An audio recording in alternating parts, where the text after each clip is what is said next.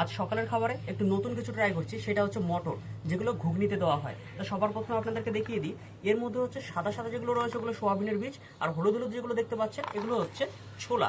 আবার বাটির এই প্রান্তে রয়েছে কিছুটা পরিমাণ আখের গুড়, আর এর মধ্যে রয়েছে কয়েকটা মটর যেগুলো ঘুগনিতে ব্যবহার করা হয়। তবে এগুলো সেদ্ধ করাও না বা রান্না করাও না, প্রত্যেকটা এখানে কাঁচা অবস্থায় আছে, আগের দিন রাতে জলের মধ্যে ভিজিয়ে রেখেছিলাম। এই যে এরকম হচ্ছে দেখতে। তা এর মধ্যে হচ্ছে ছোলা রয়েছে, সোয়াবিনের বীজ রয়েছে, আর ঘুগনির কিছু মটর রয়েছে। তবে প্রত্যেকটাই কাঁচা অবস্থায় আগের দিন রাতের বেলা আমি প্রত্যেকটাই জলের মধ্যে ভিজিয়ে রেখেছিলাম। এগুলোকে খাওয়ার আগে এখন আমার যেটা করতে হবে, প্রত্যেকটা বীজকে খুব সুন্দর করে আখের গুঁড়োর মধ্যে মিশিয়ে নিতে হবে। আপনাদেরকে আমরা দেখিয়ে দেবো, এই যে এতটা পরিমাণ হচ্ছে রয়েছে বীজ। তা এখানে যতটা পরিমাণে যে বিভিন্ন রকমের বীজ রয়েছে, সারাটা দিন কাটানোর জন্য আমার জন্য যথেষ্ট।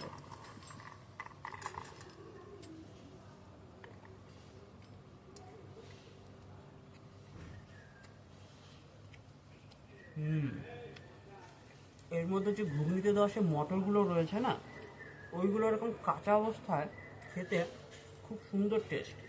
আমি আগে কখনো এই মটরগুলোকে টেস্ট করিনি, কিন্তু এবার থেকে এই সোয়াবিনের বীজ এবং ছোলার মধ্যে কিছু মটরও ভেজাবো। যখন প্রত্যেকটা বীজ আখের গুঁড়োর মধ্যে মেশে, তখন সমস্ত কিছু একটু মিষ্টি মিষ্টি লাগে খেতে। এর মধ্যে যে সোয়াবিনের বীজ রয়েছে সেগুলো একটু ফ্যাকাশে রকমের খেতে হয়, আখের গুড়টা মিশে গেলে সেই টেস্টটা আর থাকে না, টেস্টটা খুব সুন্দর হয়ে যায়। কিন্তু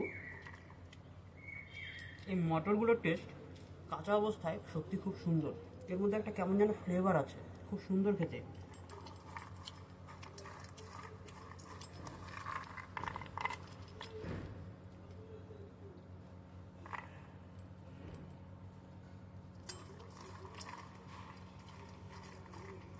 আমার এই বাটির মধ্যে বিভিন্ন রকমের বীজ রয়েছে, দেখতেও খুব সুন্দর লাগছে। দেখুন, এই দেখুন, দেখতে পাচ্ছেন সাদা সাদা রয়েছে সোয়াবিনের বীজ, ওগুলো একটু লম্বা লম্বা ধরনের দেখতে।